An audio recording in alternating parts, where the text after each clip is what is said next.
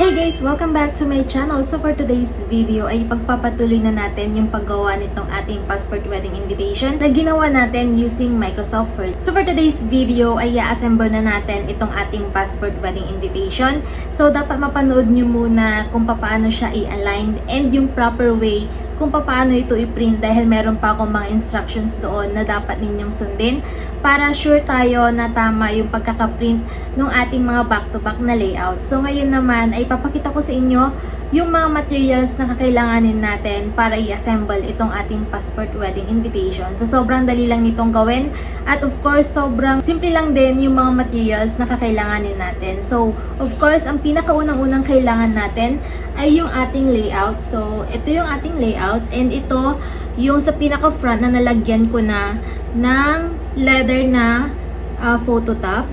And then of course, yung mga print niya na back-to-back. And ito naman yung sa boarding pass. So, ito yung pinakauna na kailangan natin. Next naman ay kailangan natin ng gunting. So, kakailanganin natin ng gunting kung hindi kayo gagamit ng cutter or ng paper cutter. So, gagamit ako ng paper cutter para mas mabilis. Pero kung wala kayong paper cutter, pwede na ang gunting or yung cutter na manual cutter. Next naman ay meron akong stapler dito. So ito yung stapler na pwede kong i-move ito. Ayan, para sure ako na sasagad siya doon sa may pinakagitna. Ayan. Dahil kapag yung maliit na stapler lang, hindi siya may stapler doon sa pinakagitna mismo. So bumili ako ng ganito. Ayan, sa Shopee ko lang din ito binili. And meron ako dito puncher para doon sa monogram. Ayan. Ito yung single puncher na maliit lang siya. Ayan. Meron din. Pero kung sakali na wala kayong ganito, okay lang din. Next naman ay meron ako nitong corner puncher. Ayan. Para doon sa corner ng ating passport invitation para hindi siya patusok. Pero kung wala kayong ganito, okay lang din. Pwede na kayong gumamit ng gunting. And meron akong ipapakita sa inyo na dalawang way kung paano siya i-ribbon. Meron ako ditong 1/8 size. Since navy blue yung aking motif na ginawa, ito yung gagamitin kong kulay. Navy blue with gold pero ito. And meron ako ditong 1 inch na kulay white naman. So of course, depende sa inyo yon. Kung ano yung gagamitin ninyong kulay, depende din sa color motif na inyong invitations. So, prepare nyo na yung mga materials na kakailanganin ninyo at start na natin itong ating pag-assemble, itong ating passport wedding invitation. So, ito na yung mga layouts natin na na-print natin. Ayan, back to back talaga siya. And ito yung aking boarding pass or travel pass. And of course, yung monogram na ginawa ko. And gagamit ako ng paper cutter na ganito. Pero kung wala kayong ganito, okay lang din. Pwede kayong gumamit ng scissors or pwede din yung ganito na cutter. Ayan. Pero para mas mabilis, gagamit na lang ako nitong paper cutter na ito.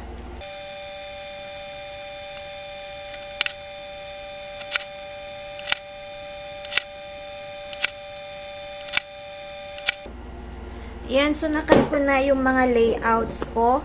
And ito yung kanyang likod, ito yung sa harap, and ito naman yung sa kabila. So, ang next na gagawin naman natin ay of course, i-fold na natin ito in half, pati ito. Pero, sa layout na ito, ang pag-fold dito, dapat nasa loob itong principals and secondary sponsors. So, ganito yung pag-fold dito. Baka malito lang kayo. Baka mamaya ganito ninyo siya mai-fold. Dapat ganito siya mai-fold. Ayan, so na-fold na natin ito. And ngayon naman, ito, dapat nakalabas yung sa picture ninyo ng couple. Ipapasok naman natin dito. And kukunin natin yung ating stapler. So, ito yung gagamitin kong stapler. And igaganito ko siya. Pagkatapos, ay stapler lang natin ito ng 2 beses sa loob. So, parang dito at dito natin i-stapler.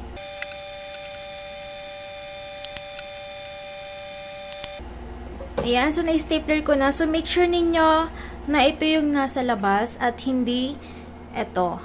Ayan. Ngayon naman, i-fold natin ganyan. And kung mapapansin ninyo, merong mga excess na white dito.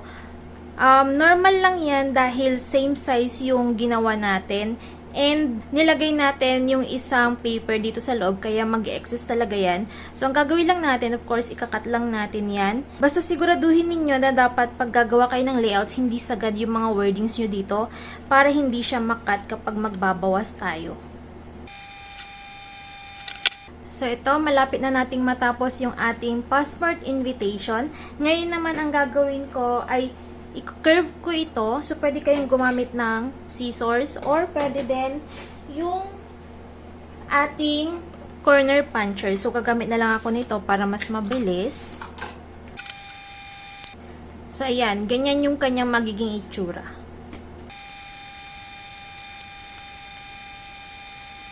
Ayan. So, malapit na nating matapos yung ating passport invitation. Ngayon naman, ang isusunod natin ay, of course, ikakat natin yung ating boarding pass and kuha tayo ng isa ng monogram.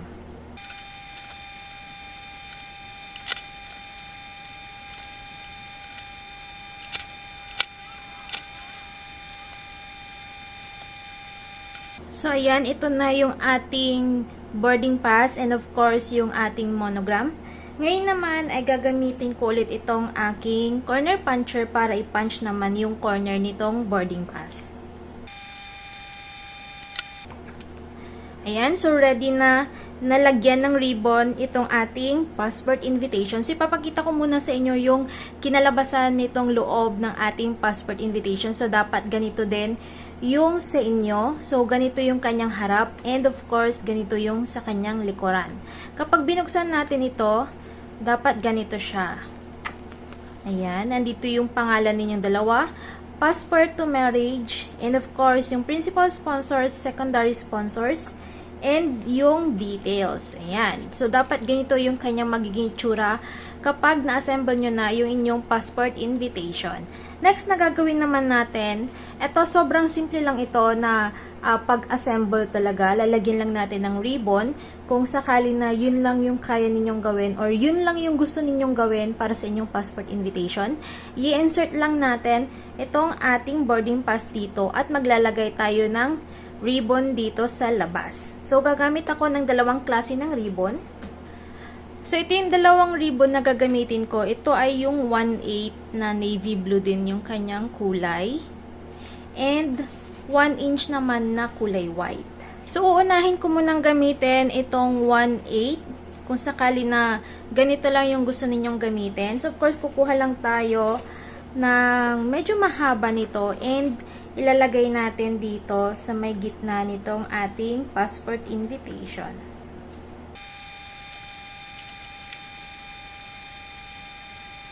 Ayan. So, kung naitali nyo na yung inyong ribbon, next na gagawin naman natin ay kukunin natin itong ating monogram. So, kung hindi kayo gumawa ng ganito, okay lang din. Since gumawa ko ng ganito, pwede nyong sundan yung ginagawa ko. Sorry, hindi ko napansin. I'm so sorry. Hindi ko napansin na naputol pala yung video. So, hindi ko na naipakita na nakat na siya ng puncher or nabutasan ko siya and nailagay ko na dito sa my invitation mismo and na-ribbon ko na siya. Ayan. So, sobrang dali lang naman. Once na nabutasan nyo na yung monogram, pwede nyo nang ilagay dito sa may ribbon and ayan, i-ribbon nyo na siya. Tapos, pwede nyo nang ibigay sa inyong guest yung inyong invitation. Ito yung isang way kung paano ninyo lagyan ng ribbon yung inyong invitation. Ayun, so, ewan ko, hindi ko napansin na nag-stop na naman yung aking pag-record dahil ang gamit ko na phone or pang video ko ay yung old phone ko. And, ang na-record ko, hindi ko siya totally na-record pero nagawa ko na is ni-ribbon ko na ito. Kaso hindi ulit siya nag-record. So, ulitin ko ulit. And, ito na yung gagamitin ko ngayon na ribbon, yung 1 inch. So, dito, pwede na hindi na kayo gumamit ng monogram. And, nag-cut na lang ako ng mga 20 to 24 inches ng 1 inch na ribbon. And, i-ribbon lang ulit natin siya dito sa may passport.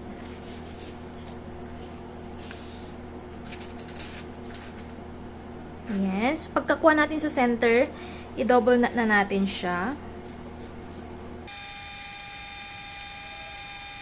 Ayan. Kapag na-double na natin siya, of course, i-ribbon na natin. Okay. And next naman, of course, babawasan na natin yung buntot ng ating ribbon. Ayan, so nai-ribbon na natin and pwede nyo nang ibigay ito sa inyong guest. So, ang pinakita ko sa inyo ay yung dalawang pinaka-simple kung paano natin i-ribbon yung ating passport wedding invitation. Kung gusto ninyo na ribbon lang yung gagawin ninyo.